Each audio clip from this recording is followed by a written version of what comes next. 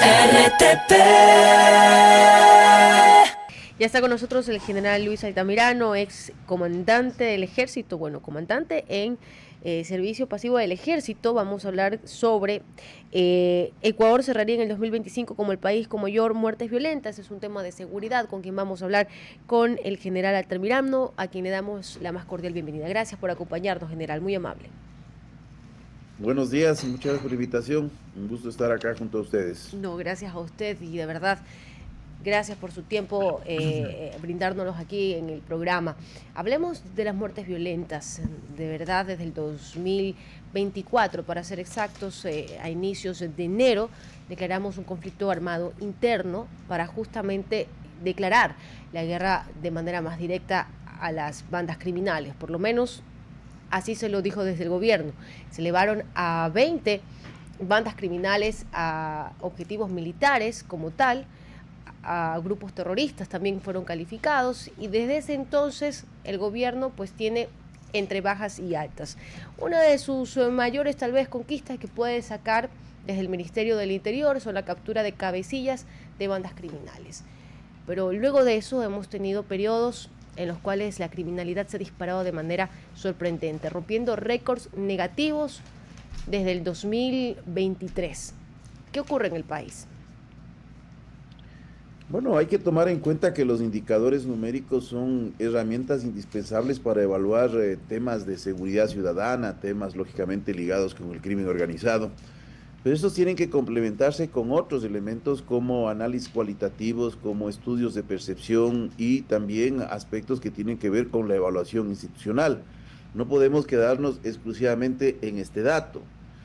Hay ventajas cuando uno utiliza indicadores numéricos como por ejemplo la tasa de homicidios o como por ejemplo los porcentajes de prevalencia de secuestros o por ejemplo de delitos de carácter extorsivo. Entonces, hay ventajas que permiten tener una cierta medición objetiva, permite hacer comparaciones, permite dar seguimiento a políticas públicas, pero aquí hay un gran vacío porque hay que recordar que no tenemos un plan nacional de seguridad integral publicado, por lo tanto no hay objetivos, no hay metas que sean transparentes para poder determinar si hay avances, si hay un estancamiento o hay retrocesos. Pero estos indicadores numéricos son elementos sustanciales para bases de prevención al contar con datos estadísticos y generar también transparencia y rendición de cuentas. Entonces, hay un gran vacío como para poder evaluar. Los números son rojos, claramente. Hay algunos avances que se han dado, por ejemplo, en delitos a la propiedad. Hay una disminución que no deja de ser importante.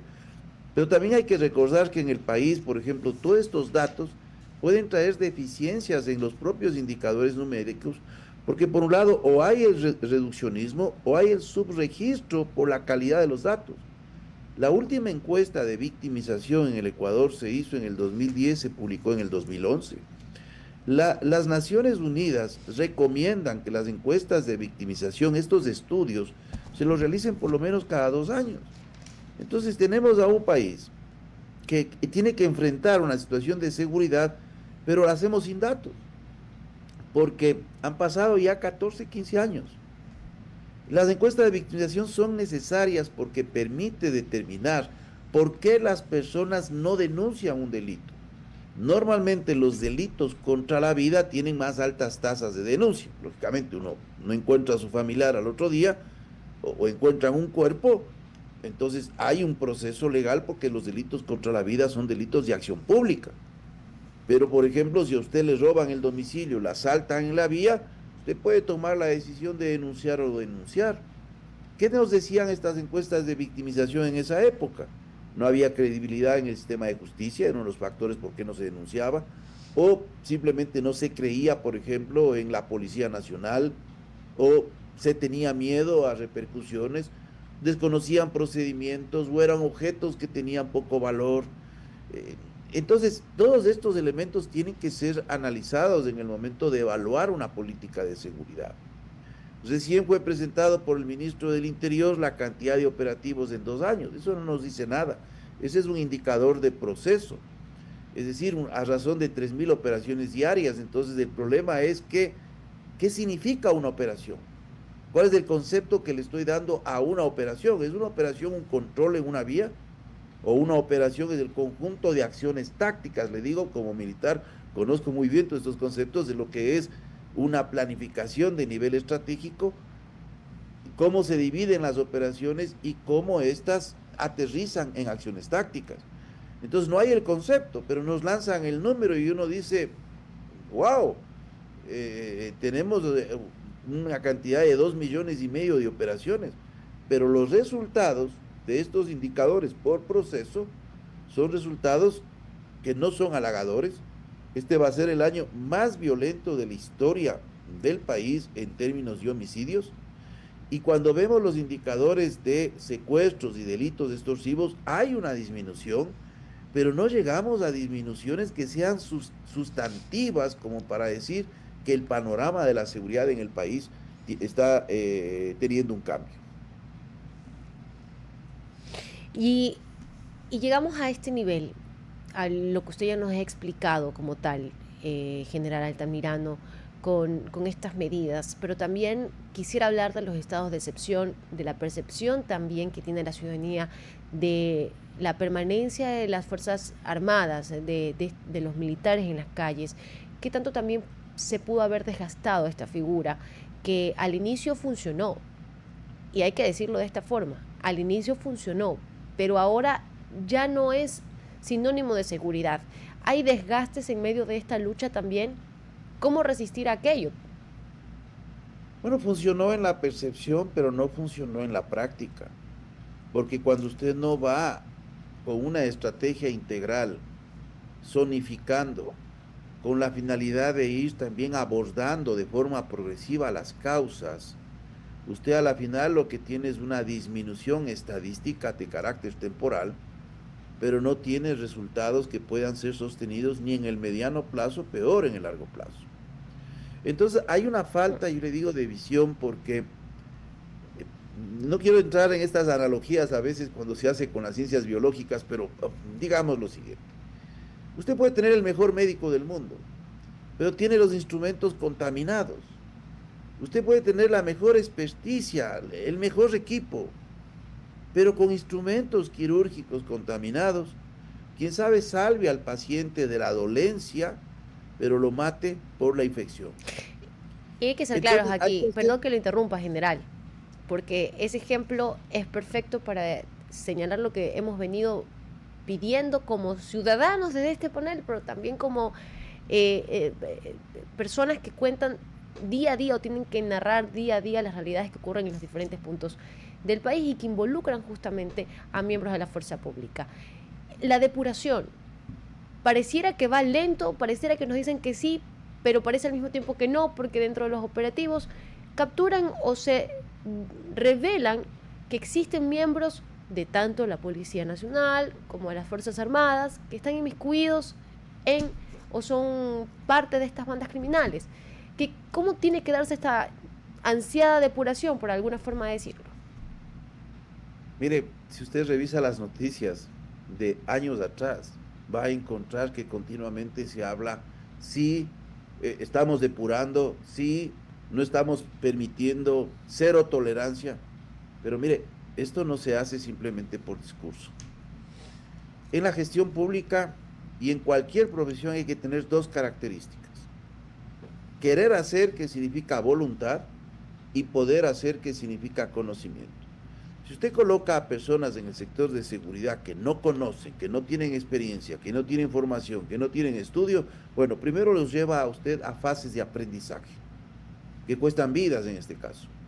Pero en segundo lugar, lo que es más grave, es que usted puede absorber por esa falta de conocimiento y de formación en términos de pensamiento crítico, usted puede absorber los paradigmas institucionales y hacerlos como que se trataran de verdades escritas en piedra y no provoca cambios. Yo le voy a decir 2, 3 cambios absolutamente necesarios en donde hemos perdido el tiempo, más de 3 años hemos perdido el tiempo, porque hago opinión cerca de 3 años, 3 años y medio. Y he mencionado esto, publiqué el año anterior una obra en donde menciono estos elementos. Uno, ¿por qué no se crea un departamento, un centro de medidas de confianza a nivel nacional. Uno de los principios para abordar el tema del crimen organizado y la contaminación en las instituciones es tener órganos paralelos, superpuestos, que puedan romper este gran dilema que existe en las democracias de quién controla a los controladores. Entonces, cuando usted tiene un órgano de estos, no solo controla a los elementos de asuntos internos de la Policía Nacional, las inspectorías o los sistemas de contrainteligencia que pueden existir en Fuerzas Armadas, sino también a otros funcionarios del sector público, de forma aleatoria, preventiva, por indicios. Entonces, ahí usted puede pedir y exigir, rendir cuentas, ¿por qué no se detectó a este elemento? Se convierte en un elemento disuasivo. Y para esto hay mucho dinero que se ha desperdiciado y que se podía ya haber implementado, pero requiere voluntad política, requiere conocimiento. ¿Por qué existen estos mecanismos y funciona muy bien, por ejemplo, en países que tienen estructuras federales? Porque hay superposición de la estructura federal sobre la estadual. O mire usted, por ejemplo, en Colombia se toma una decisión en 1991, que eso también hay que aprenderlo, que es otra segunda medida, el que haya dos ejes investigativos en el país, uno dependiente de la Fiscalía General del Estado y otro que es el dependiente de la Policía Nacional. En Colombia en el 91 se crea el Cuerpo Técnico de Investigación con la finalidad de ¿qué? Frente a la contaminación de la Policía Judicial en Colombia, dice, bueno, vamos a tener también otro órgano, y cuando haya que hacer una investigación, la Fiscalía determinará si se hace equipos combinados, si se hace con una institución o con la otra institución. Pero mire, es 1991. Mire Chile, un sistema mucho más sólido. La PDI, la Policía de Investigación, es totalmente independiente de Carabineros. Miren sistemas federales de los estados, Brasil, la investigación lo realiza la policía militar, que es la policía uniformada, del eje preventivo, del eje de inteligencia, no, lo realiza la policía civil. Miren Colombia, en donde están la parte forense y de investigaciones en términos de laboratorios y todo eso, no está dentro de la policía, porque voy a manejar pruebas que pueden involucrar a policías. Entonces no estamos comprendiendo que hay necesidad de generar estos cambios. Centro Nacional de Medidas de Confianza, un cuerpo técnico de investigaciones, ya hubiésemos tenido este rato 4 años de funcionamiento. Entonces malgastamos el dinero, recaemos en estos indicadores positivos, y esto no es de más voluntad. Ese médico que está con el instrumental quirúrgico contaminado puede tener la mejor voluntad del caso, pero va a seguir matando al paciente. Entonces no estamos comprendiendo, pero aquí también se necesita combatir la impunidad, y eso involucra todos los niveles. Ese es el nivel político más alto.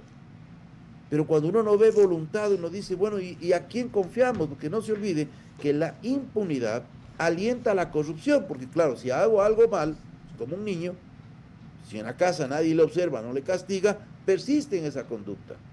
Pero ¿qué es lo que pasa cuando no se le castiga? El otro que está viendo, el otro niño, dice, bueno, si a él no se le castiga, entonces ¿por qué yo no también hago eso? Entonces a la final resta credibilidad en el sistema, porque si la mamá dice algo, dice no va a pasar absolutamente nada. Así funciona la percepción también del ciudadano cuando tiene un Estado que se involucra en una serie de cosas, que es observado, que se ve distante, que se ve alejado de la realidad, y en donde en el Ecuador simplemente hemos profundizado la disputa política, la confrontación política. Eso no da de comer, no entretiene ni soluciona el problema de seguridad del país. General, terminando, le agradecemos muchísimo por habernos acompañado en la mañana en RTP. Muy amable por haber respondido nuestras preguntas. A ustedes, muchas gracias por la invitación. RTP